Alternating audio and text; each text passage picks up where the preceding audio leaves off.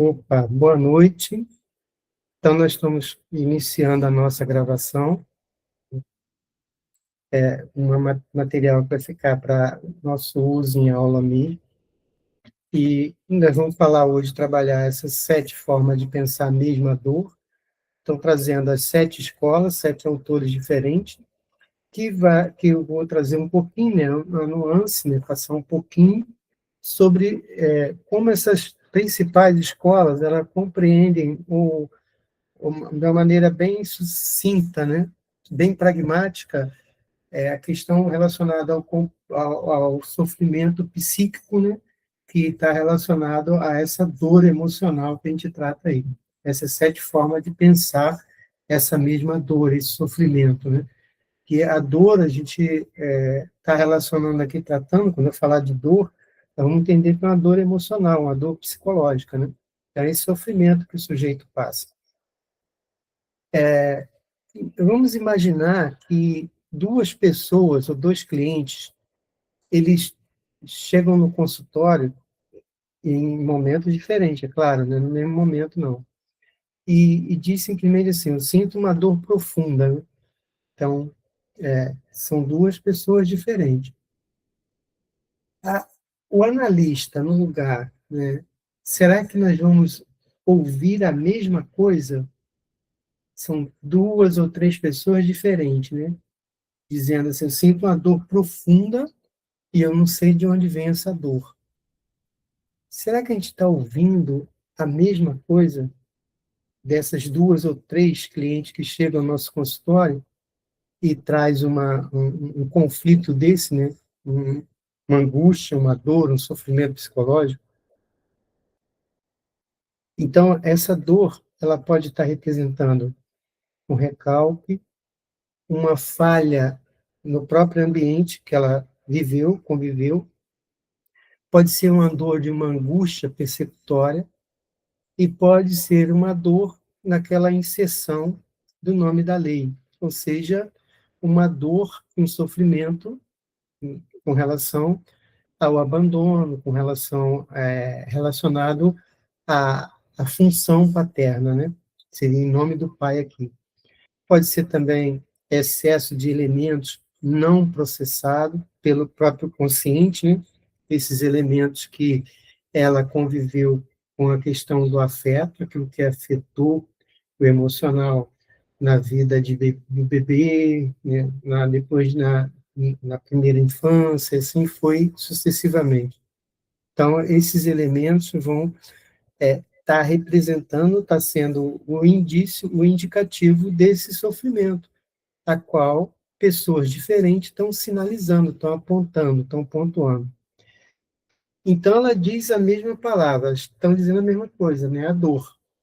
A dor é uma só, né? Mas ela tem significado e sentido para cada uma pessoa teve uma história, cada uma pessoa teve uma vida dali ambiental e viveu os conflitos entre os irmãos, com o pai, com os cuidadores, enfim, diferente uma da outra. Então, embora a narrativa seja a mesma, mas o que oculta esse sofrimento, essa dor profunda, tem sentido e tem processos primários aí, secundários, muito distintos uma da outra, porque cada um viveu, né, uma fase de uma família diferente da outra.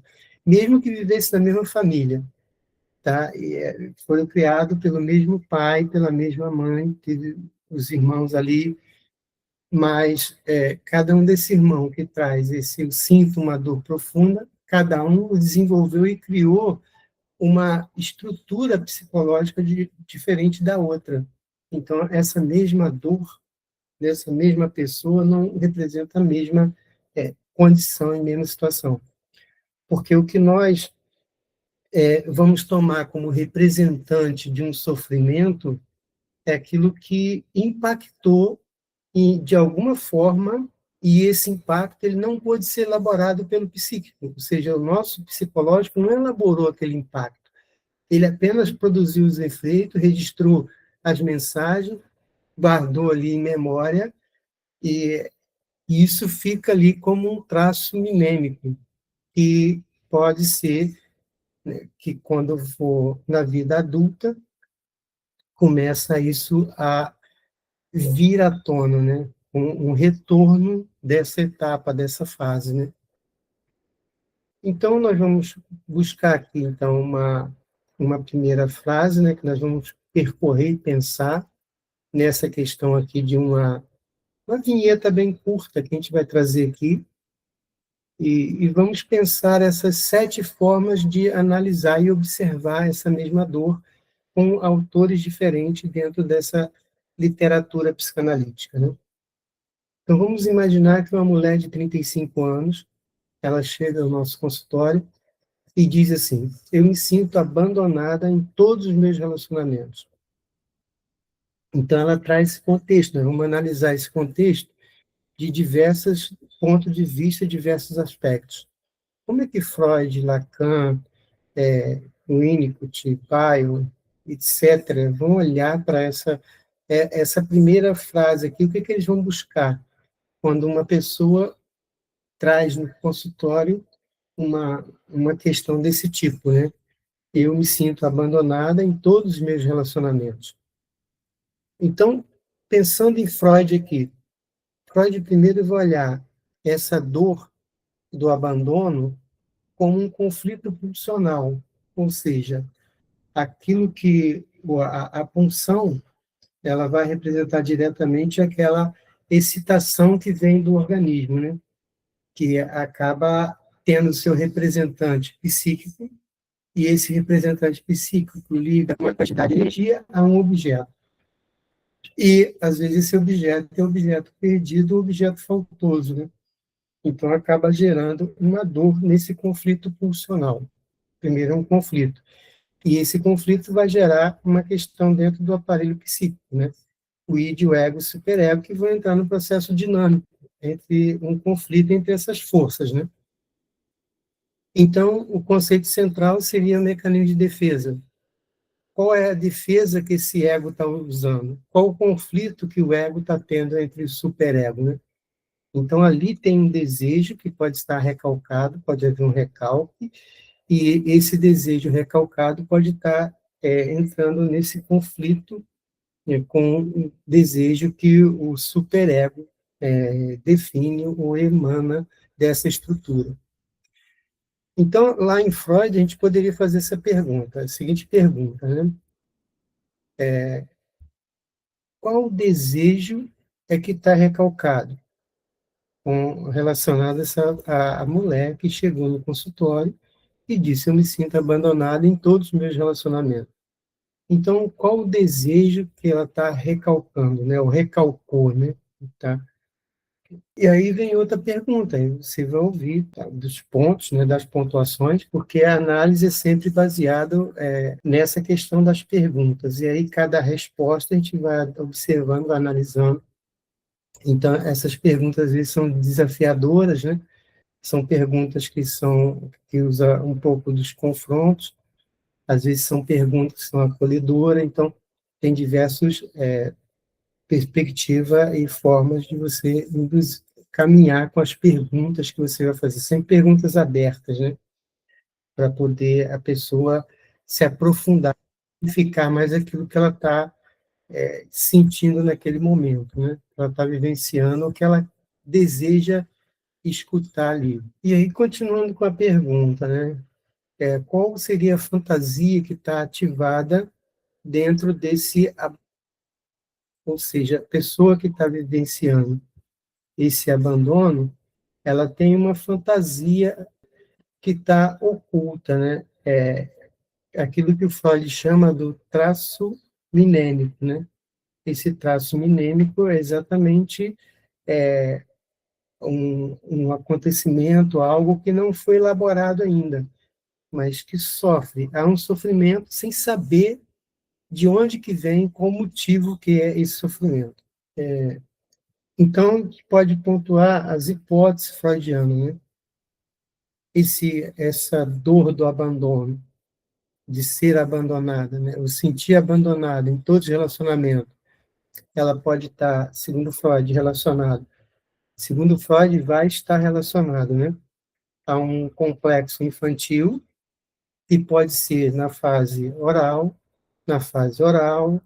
complexo de Édipo mal resolvido. Então, pode surgir também uma culpa ali inconsciente em algumas dessas etapas dessa fase, porque às vezes a criança, o bebê, no processo da amamentação, no processo de cada etapa, de cada fase, ela pode se envolver numa certa culpa com relação aos genitores. Então, essa dor do abandono pode ser ela tomar dor de outro, né?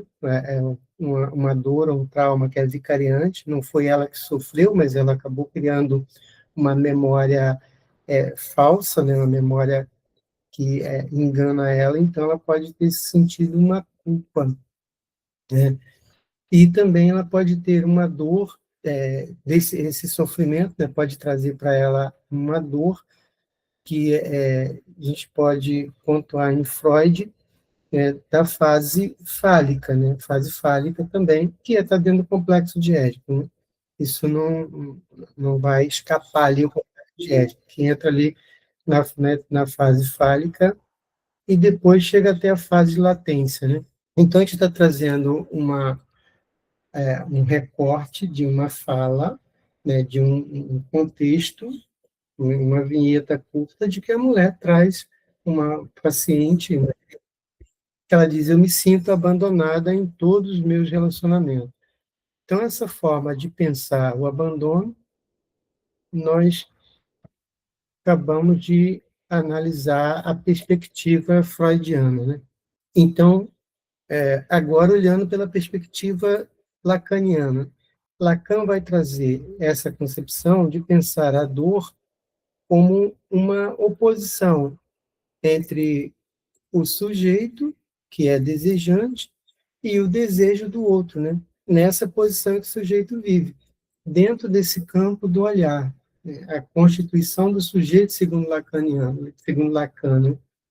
Então, ele vai entrar num campo onde o sujeito ele é visto, né? Tem a questão do invocante também, que é o que ele ouve, né? Que ele escuta, aquilo que é a letra, né? A linguagem, a fonética, o som, tudo aquilo vai criando imagens no psíquico do sujeito, da criança, do bebê, e isso Lacan chama de significante, tá?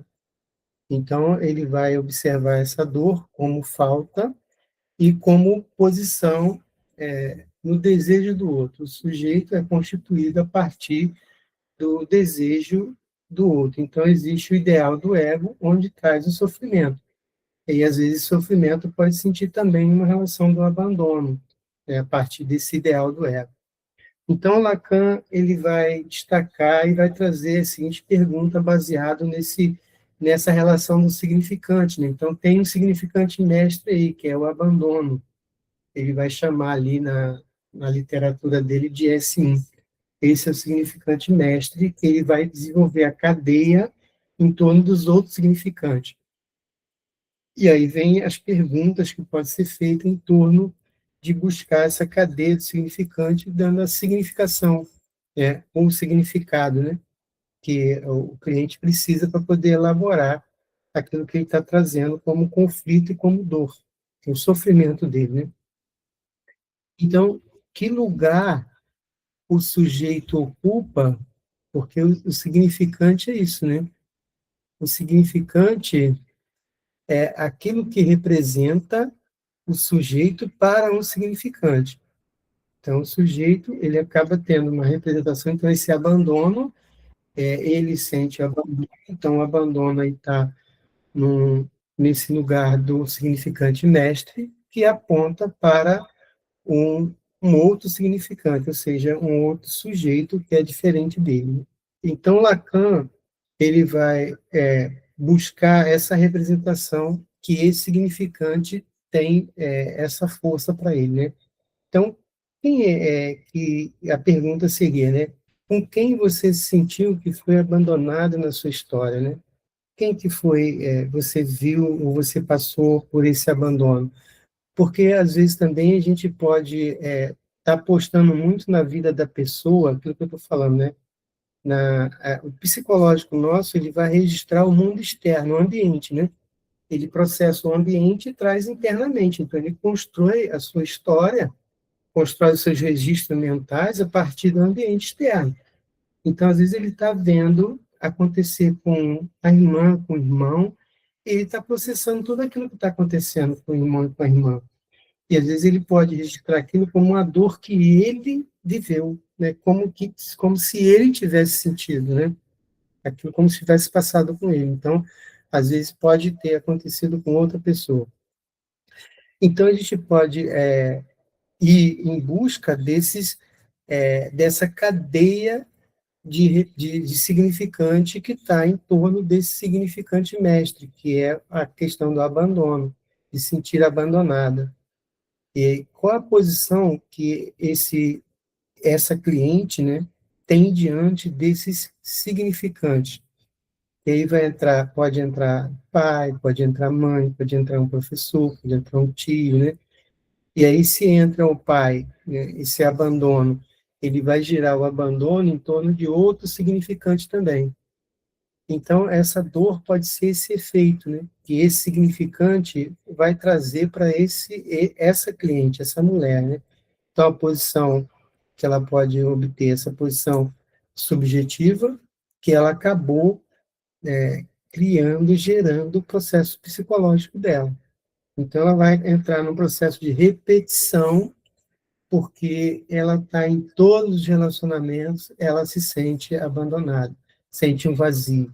Então, é um círculo vicioso que ela não consegue escapar desse lugar, sair desse lugar, não consegue se constituir enquanto sujeito de ver esse lugar. Porque, às vezes, o trauma, ele cria um ambiente tão familiar, e esse ambiente familiar psicológico, ele tem um processo químico que busca as suas antenas, as suas percepções, as suas neurocepções, para poder buscar aquilo que é semelhante, aquilo que é vizinho, aquilo que é familiar.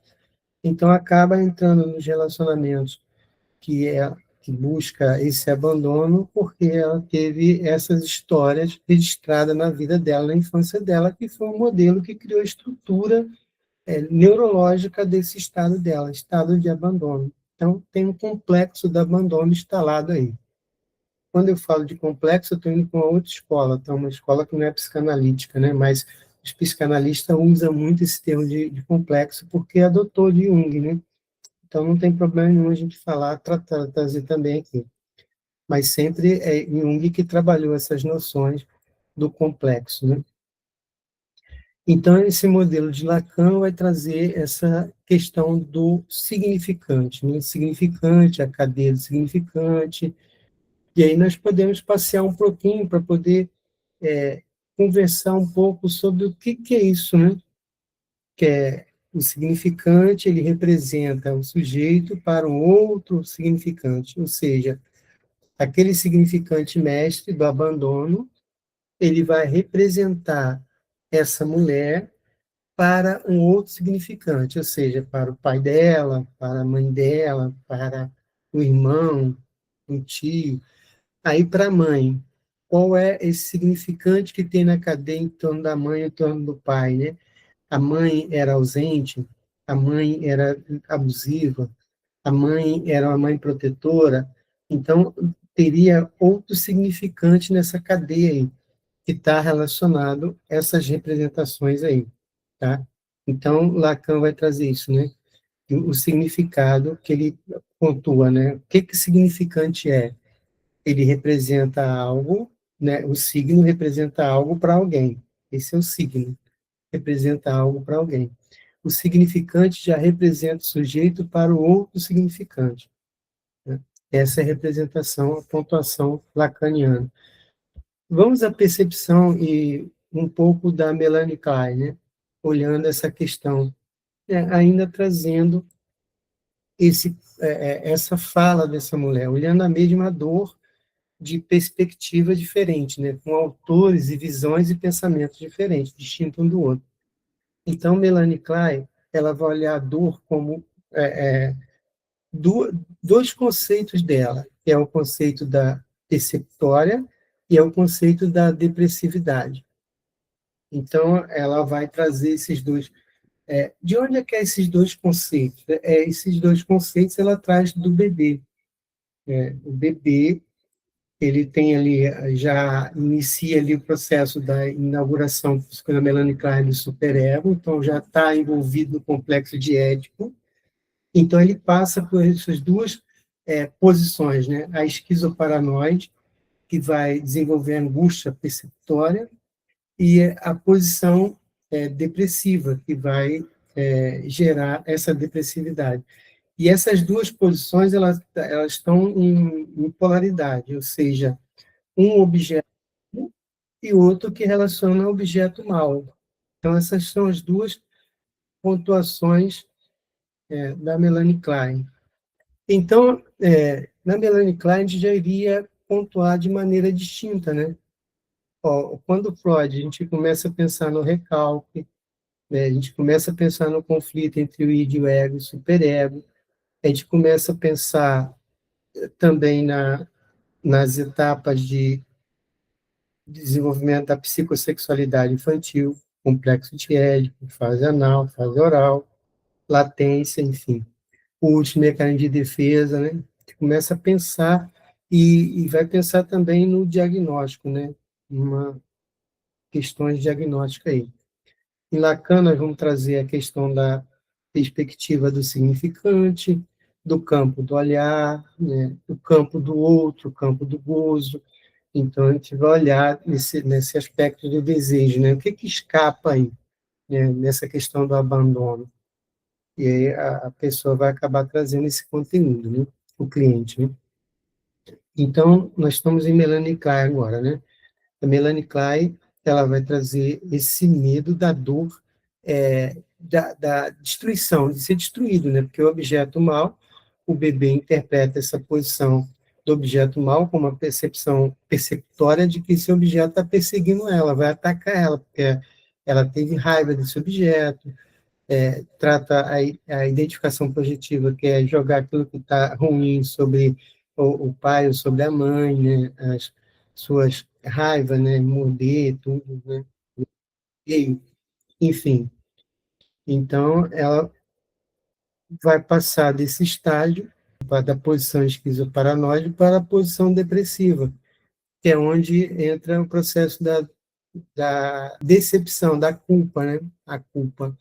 A culpa de que esse seio que pensava que era mal era, na verdade, o seio bom. Esse pênis que ela pensava que era um pênis mau, na verdade, era um pênis bom, que era do pai, cuidadoso, protetor. Então, acaba ali entrando no processo de culpa. Então, entra na questão dessa fantasia da agressividade dela. Então, é a culpa por essas fantasias agressivas, né? De atacar, de destruir, de ser atacada depois, né? Que é a posição dessa destruição que essa criança tem, né? Que é passa. Então, ela vai passar por essa dor do abandono, que é a angústia que pode estar sofrendo com a perda do objeto bom. Então, esse abandono é como se ela tivesse já na infância dela experimentado essa perda, ou porque o seio foi de uma maneira precoce, ou ela foi desmamada durante durante um longo período, depois ela foi desmamada aos poucos, também gera uma questão de frustração, né? Então, o desmame, às vezes, tem que ser um tempo adequado, tem que ser um processo adequado, até para poder não gerar uma questão de um sofrimento, uma angústia dessa perda. Olha, o abandono tem alguma coisa a ver com essa perda do seio? Pode ter, pode estar relacionado, né? O abandono, o ciúme, a raiva, um monte de sentimento pode estar envolvido com essa relação do seio bom, né? O seio perdido, né? Objeto que da perda, né? Segundo a Melanie Klein, a gente vai olhar para esse lado, para essa perspectiva. Então, pode ser uma fantasia inconsciente de ter destruído aquele objeto, né? Na cabeça do bebê, ela destruiu o objeto. Na verdade, ela não destruiu, mas ela tinha a sua excitação interna, que ela não elabora ainda, é tudo conteúdo que são conteúdos ainda brutos, são traços, e aí ela vai ter essa imagem construída de destruir, porque de algum momento ou não, ela sentiu que essa mãe não estava suficiente boa, então esse seio não era bom, então o seio era mau, então ela foi, agrediu esse seio. Então essa agressividade vai gerar depois essa culpa, né, dela ter destruído esse seio, que também era um seio, um objeto bom, e que ela teve medo porque ela atacou e depois ficou com medo na persecutória, né, na posição esquizoparanoide, ela vai ter essa percepção de que o seio vai atacar ela, seio ou pênis, né, do pai aí. Então, para a Melanie Klein, então, a dor do abandono, do sofrimento, ela é uma dor relacional, está relacionada com os processos que esse bebê vivenciou com relação ao seio bom, a posição perceptória, posição depressiva, o seio mal, né? Está nesse antagonismo, né? Nessa polaridade aí. E aí nós vamos partir para Bion. Vamos ver um pouquinho, né? Voltando ao mesmo caso, né? Olhando a mesma dor, eu me sinto abandonada em todos os meus relacionamentos. Não ter esse mesmo conflito. Bion já ele vai trazer a dor como uma experiência que não foi pensada, não foi elaborada. Ele traz um movimento, um processo, um manejo clínico de tal maneira que vai tratar o assunto de como que essa dor pode ser repensada ou pode trazer o seu representante. Então, seria assim, houve uma função alfa suficiente na, na vivência dessa mulher, por exemplo, existiu uma boa capacidade de continência, pode ser que essa dor ela não seja exatamente um conflito, né? Ela pode ser um excesso desse material que a gente chama de material beta, né? Desse material bruto, que são os elementos beta que Bion traz na concepção dele. Então, esses elementos betas, eles não foram transformados, ou seja, não entraram no campo do significado, quer dizer, não foram transformados na linguagem, que aí acaba o seu, ocorre no seu processo de simbolizar esses elementos, quer dizer, tem uma imagem, tem uma voz, tem uma fala, tem um sentido, tem um significado, e aí ele é transformado por os elementos alfa, né? E esses elementos alfa que traz uma resolutiva dessa dor e desse conflito do abandono. Então, aqui, essa dor é uma falha que não foi uma falha de metabolização, né? Essa metabolização em Bion é a metalização psíquica. Então, o que é esses elementos betas em Bion, né? Bion vai trazer que são essas impressões brutas, emoções não pensadas, sensações corporais sem significado, toda aquela imagem, aquela sensação que não pôde ser a experiência que o bebê ou a criança, às vezes o adulto, né, vive ou viveu, né, na sua história, que elas não puderam ser simbolizadas. Experiência que não podem, né, ela não vai conseguir ser representada nem lembrada, nem vai conseguir ter a sua elaboração, a sua linguagem, não vai poder ser pensada. Não, nós só temos acesso a ela pelo sofrimento e pela dor. Nós não temos um representante de uma linguagem para poder produzir ela. Como essa criança, eu me sinto que eu sou abandonada, né, em todos os meus relacionamentos, eu me sinto abandonada. Então, sem saber o motivo. Então, ali tem uns elementos brutos ali, esses elementos beta que está oculto ali. Já existe dois, né, para Bio, né, a função alfa e os elementos alfa. A função alfa, ela é desenvolvida por um adulto, né, que vai imprimir no bebê, ou na criança, né, no infância ali, que é essa questão de desenvolver a capacidade do psicológico dessa criança, transformar a experiência bruta numa experiência pensável, né?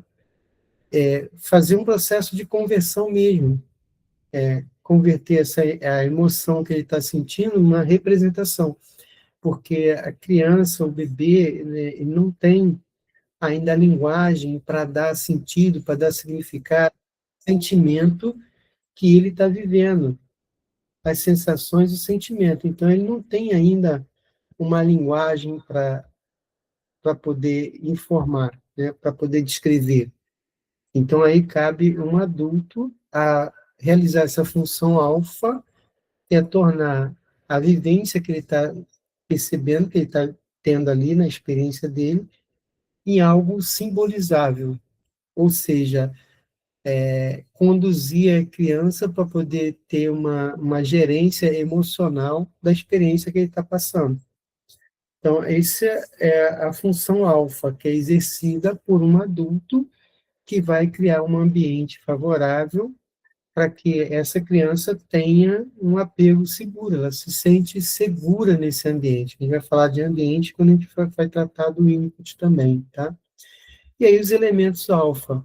Os elementos alfa são os elementos beta já transformados, ou seja, aquelas emoções que estavam sem nomear, elas terminam por ser simbolizadas, ou seja, simbolizou, a gente acaba tendo uma resolutiva daquela dor que estava oculto, né? E agora tem um nome, agora tem uma direção, agora tem uma orientação, e agora tem uma imagem. Então, isso tudo agora tem o seu representante agora que está dentro desse campo simbólico.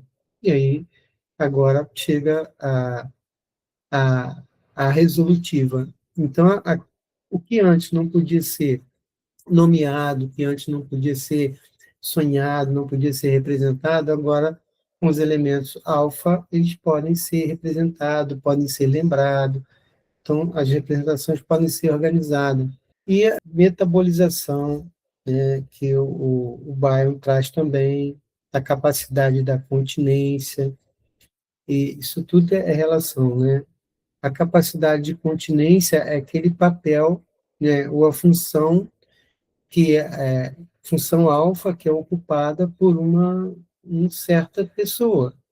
E aí, dentro do continente, aquela pessoa que vai ser o apoio, vai ser o suporte para poder trabalhar os elementos alfa naquele sujeito. No adulto, por exemplo, quem vai fazer a função continente, às vezes, quando o adulto chega na terapia? É o analista.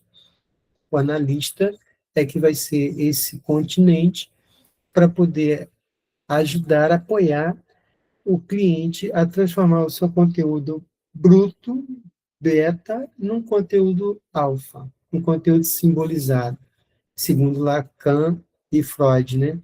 Simbolizar, ter o seu representante. Agora que representa, então, ele está dentro desse campo, né? Então, a capacidade de continência, né? E esse continente vem exatamente desse apoio, desse suportar, né? De ser esse apoio clínico na relação ali cliente e terapeuta.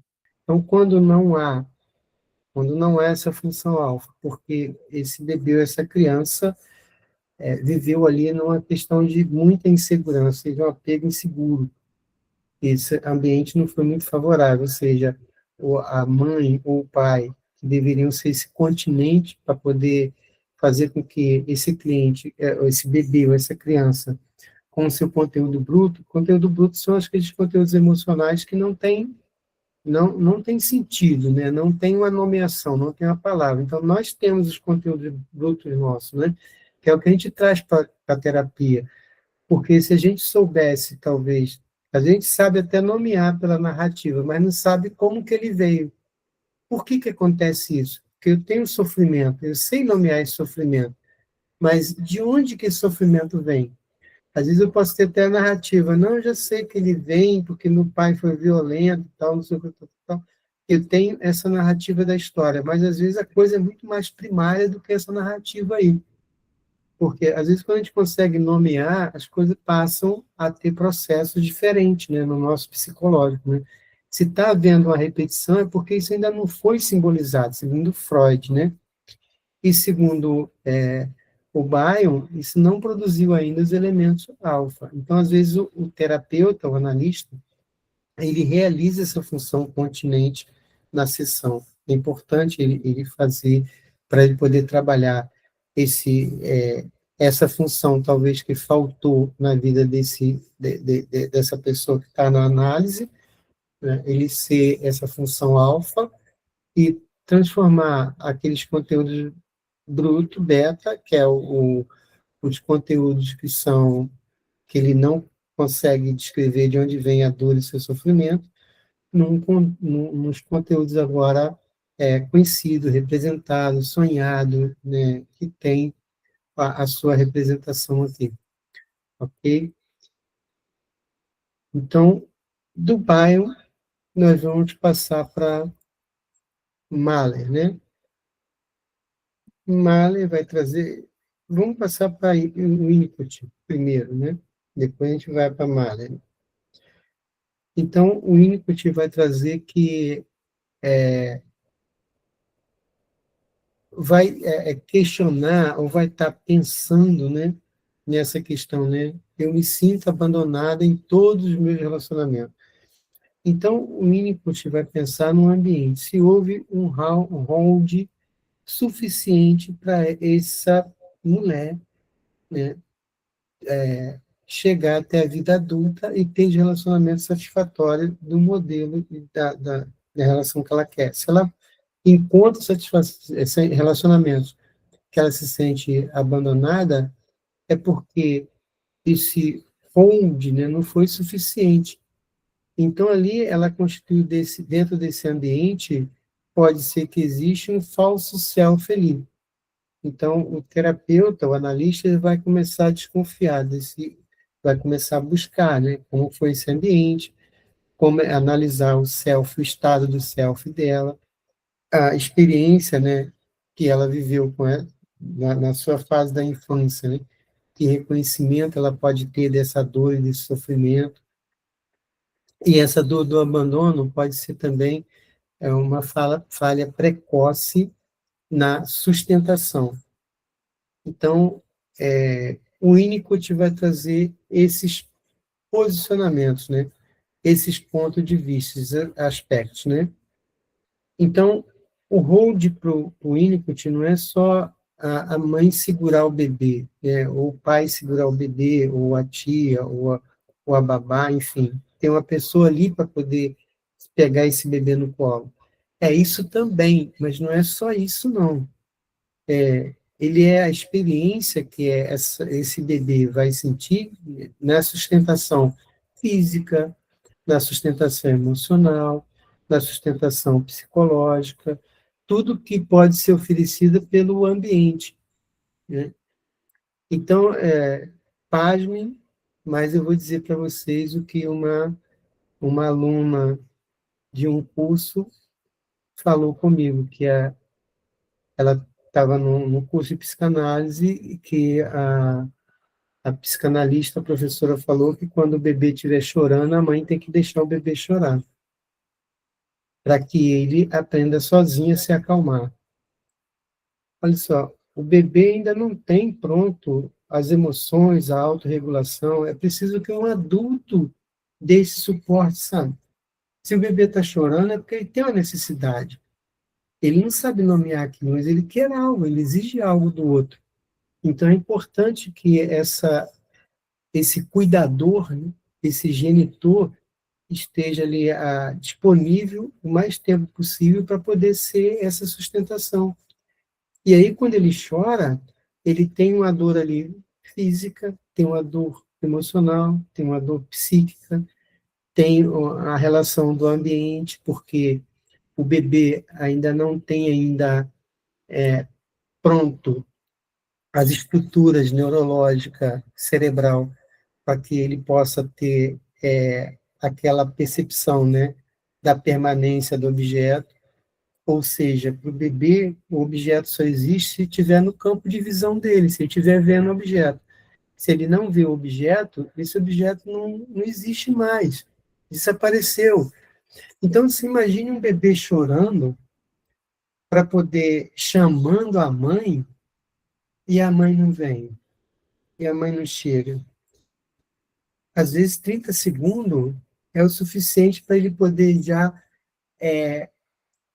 registrar um traço minêmico de que a mãe morreu. Aí vem o que o André Green chama da síndrome da mãe morta, que aconteceu ali, naquele momento ali.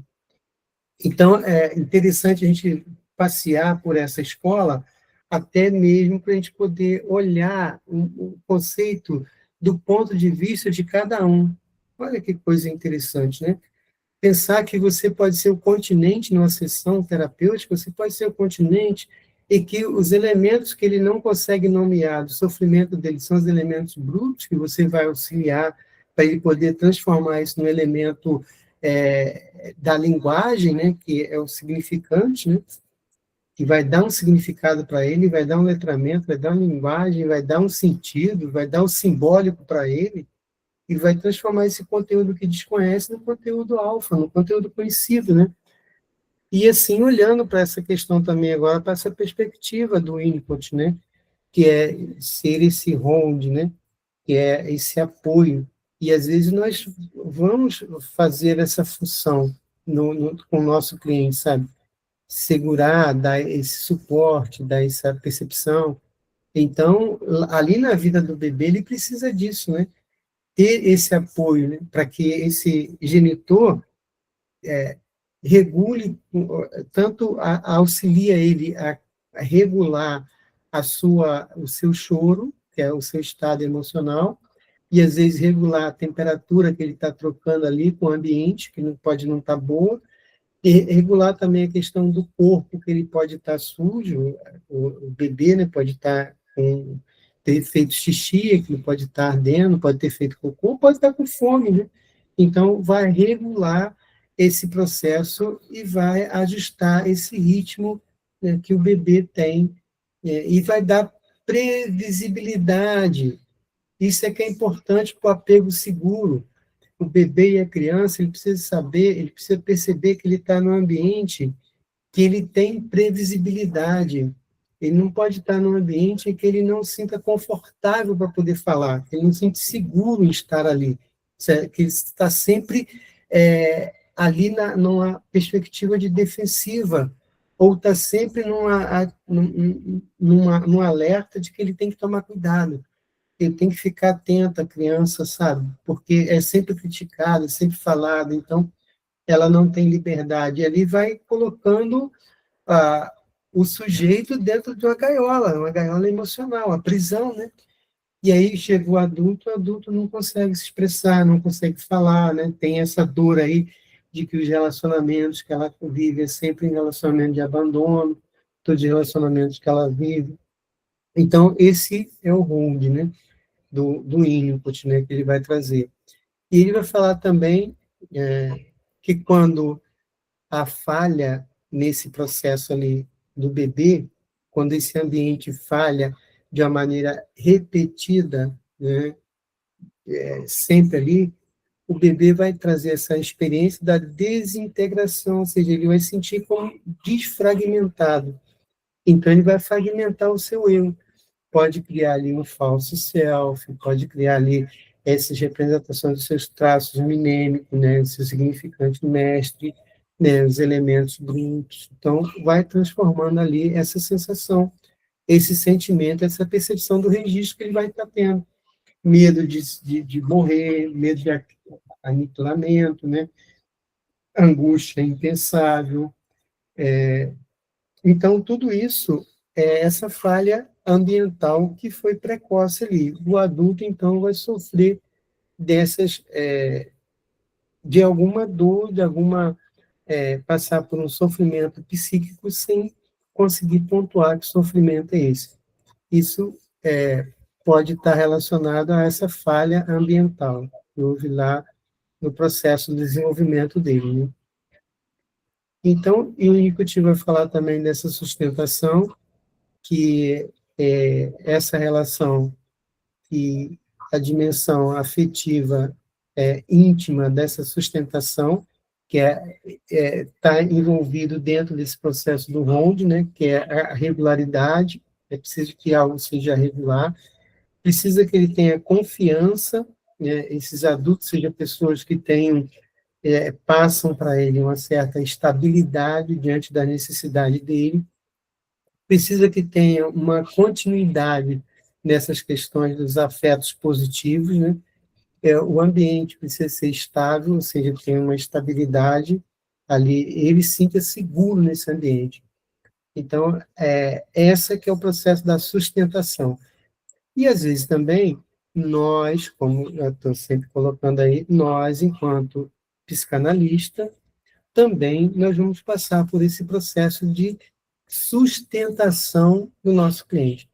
Porque olha só, que observação que a gente pode trazer. Né? Você está falando isso, trazendo as questões do bebê, e está colocando isso como nós, como adulto, na sessão terapêutica, é interessante isso, pensar sobre isso. Porque quem chega no consultório, quem reclama da dor e do sofrimento, não é o adulto, é a criança ferida que está dentro do adulto. Então, todos os conceitos que valem para a criança, vale também para o nosso adulto, porque a nossa criança está dentro da gente. Então, a gente carrega essa ferida. Ciente é atemporal. Né? Então, nós temos todos os traços marcados e registrados com uma certa continuidade. E a temporal é só a consciência. A consciência é que ela mantém a temporalidade, mas o inconsciente não. Então, dentro dessa perspectiva do Winnicott, a gente pode olhar assim para o falso self, que é uma constituição dessa etapa da sustentação, que envolve também o hold, que esse falso self, essa é uma constituição psicológica defensiva que essa criança, essa criança, esse sujeito acabou organizando psicologicamente por causa devido ao seu ambiente, quando que ele foi o ambiente que ele foi ali inserido, né? De que maneira que houve ali e exigiu dele às vezes uma adaptação muito precoce, né? Ele precisou de entrar no processo de adaptar aquilo que de uma certa maneira às situações imprevisíveis, essa situação que não eram sistematizadas, ou seja, não tinha sua regularidade, era algo muito irregular, era algo que não tinha uma confiabilidade, então ele teve que passar por esse processo de ajustar a essas nuances todas que estavam dentro do ambiente dele. Então, às vezes, ele vai registrar na memória dele que as pessoas não são confiáveis, né? Então, ela vai ter isso, né? E aí vai criar um ambiente familiar, quando no adulto, né, todo relacionamento, eu me sinto abandonado, no adulto. Então, ela pode ter tantas situações, né, que são desenvolvidas e aprendidas nessa etapa ali. Às vezes é a mãe que rejeita, é a raiva que ela não é permitida a sentir, porque o choro que não é permitido ela chorar, às vezes é o menino, né? Não chora por causa disso, eu estou te batendo, mas não é para você chorar, entendeu? Então, são muitas coisas que ela vai reprimindo. Então, Freud vai dizer que está recalcando, né? E aí o Winnicott não vai deixar abandonar o recalque, mas ele vai pontuar que isso vai desenvolver na criança um falso self, ou seja, um falso eu, né? Eu não me reconheço. Essa mãe que ignorou, essa mãe que rejeitou, então a criança ela acaba apresentar esse comportamento, um certo comportamento muito ajustado nesse ambiente familiar. Os adaptadores, né? que a gente pode trazer para cá também. Esses adaptadores ficam a criança adaptada, ou seja, ela é uma criança boa nos ambientes. Mas será que é boa para ela? É uma criança muito boa, não dá trabalho, é boazinha, não abre a boca, não fala. Os adultos adoram, né? Mas o que a gente está criando uma criança dessa? Um passarinho dentro da gaiola, sabe? Que não canta, que está triste, que está sofrendo, está ali dentro da gaiola, preso, né? E a gente acha que essa é a criança boa, né? Olha como que é a nossa percepção, a nossa visão. E aí, pessoal, vamos agora passear, porque falta pouca escola agora.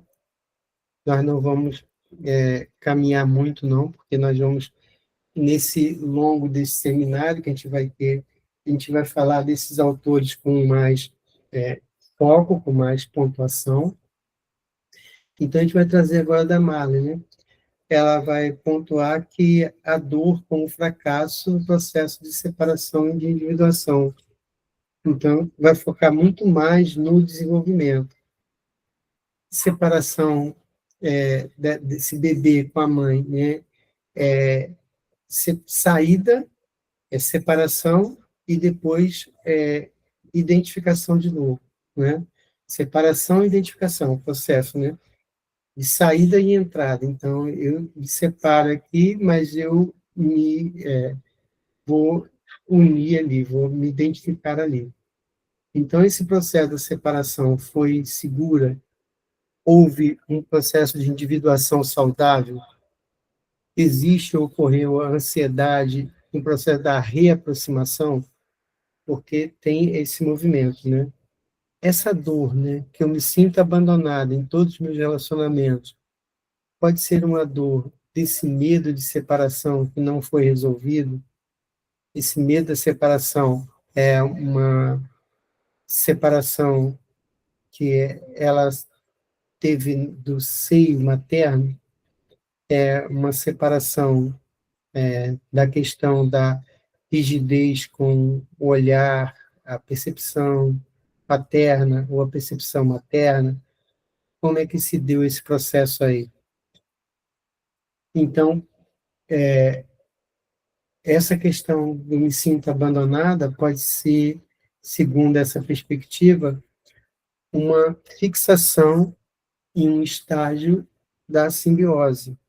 A simbiose, que ela é um processo psíquico na cabeça, assim, a gente fala na cabeça, né? Uma psique que ainda não está constituída, mas é para o bebê, porque o bebê ele não tem a imagem de duas pessoas. Quem é o bebê? É a mãe. Então, ele é a mãe. Não há duas pessoas ali nessa relação. Então, há uma pessoa só, e essa pessoa é a mãe. Por isso é que é a simbiose. Então, ele não consegue perceber a segunda pessoa. E ele assusta na primeira vez que ele começa a olhar no espelho. Tem o estágio do espelho, de Lacan, né, que são os três momentos desse estágio do espelho, lacaniano. Então, esse momento é a passagem dele dessa separação. Tem a separação, né, essa passagem, para poder ter esse desenvolvimento, que é sair desse lugar da simbiose e criar agora uma identificação que seja mais segura para poder ir se desidentificando também. Então, será que esse sentimento de ser abandonada em todos os relacionamentos não pode estar vinculado ainda à fase da simbiose que exige dos relacionamentos? Às vezes ela não nem é abandonada, mas ela se sente que é abandonada, né? Então, esse processo de estar se sentindo abandonada é porque, às vezes, o que ela exige dos relacionamentos dela não, não vai ser gratificado, porque ela exige o que o bebê exige da mãe. E o bebê, jamais uma mãe vai conseguir gratificar o bebê. Isso é Melanie Klein, né? A gratificação, né? Jamais o bebê vai conseguir gratificar, a mãe vai conseguir gratificar plenamente as necessidades que o bebê tem. Na totalidade, não. Ela pode gratificar na parcialidade, né? Então, assim, não há gratificação, é difícil para o bebê. De uma certa maneira, vai ter sua gratificação, mas não na sua totalidade, ampla, né? Então, vai haver falhas ali, de qualquer maneira. Mas a gente não pode permitir que essas falhas ocorram por negligência. Então, o fato de deixar o bebê chorando ali é ser negligente, ser rude, deixar o ambiente inseguro, fazer com que o bebê interprete aquela sensação, aquela imagem com uma mãe que já morreu, e aí cria já um traço minêmico ali, um trauma que ele vai viver na vida dele adulto. Então, isso é muito perigoso. Vai falhar? Vai haver falhas, mas não uma falha nesse sentido, né, de ser negligente, né, com o bebê.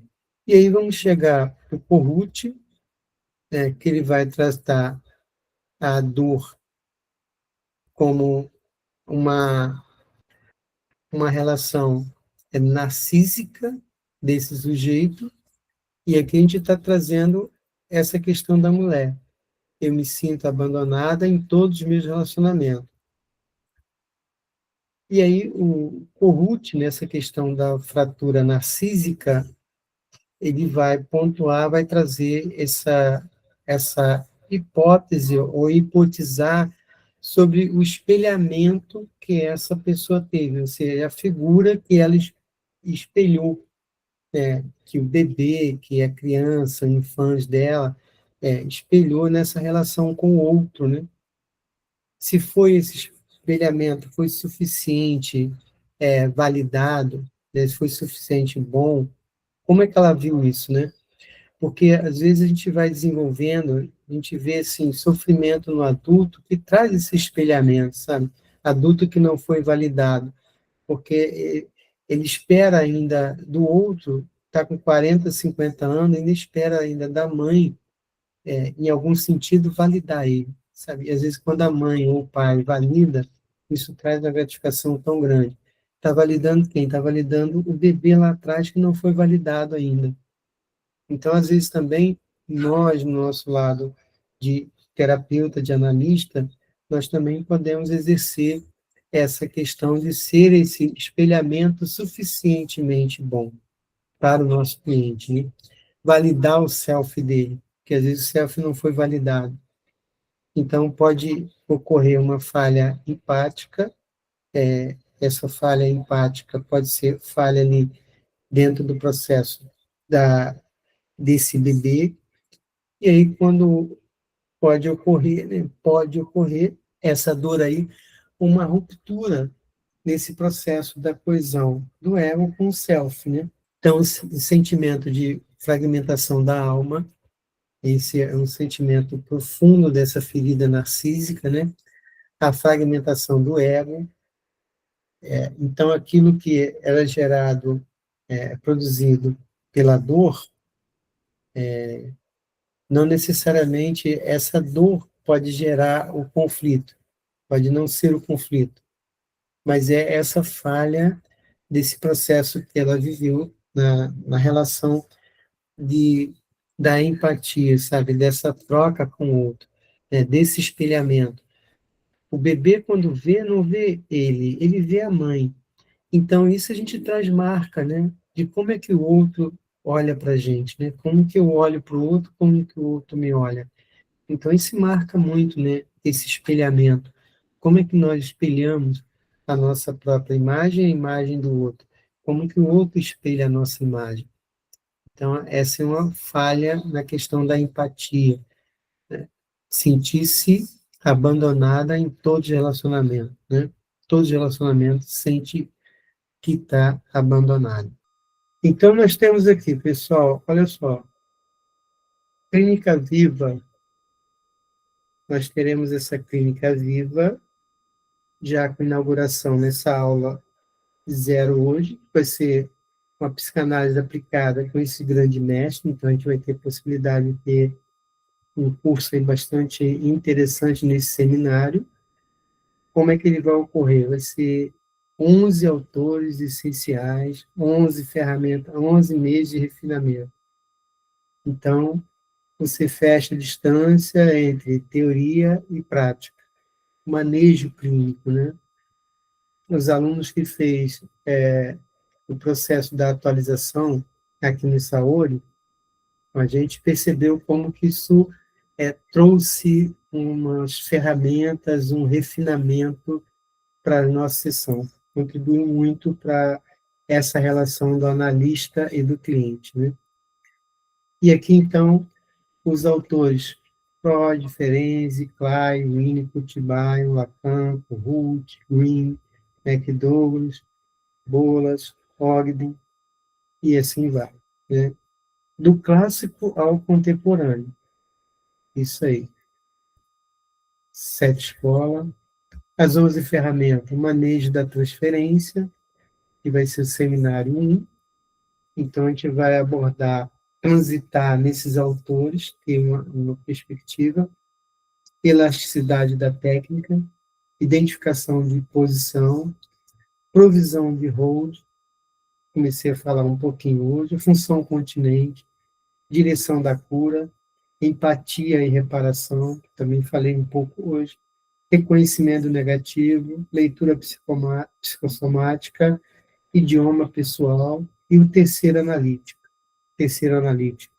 Um para cada autor.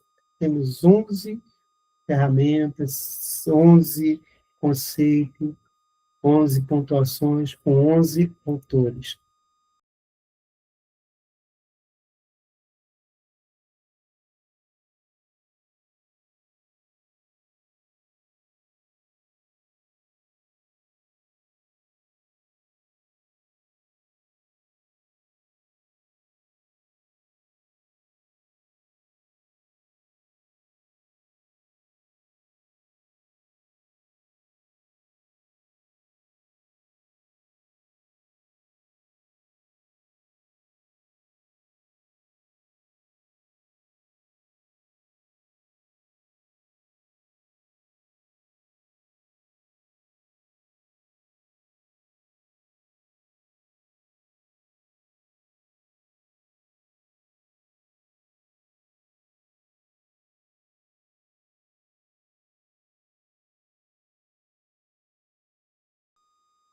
Então, a psicanálise aplicada, turma inicial, fundadora, iniciamos aqui em março.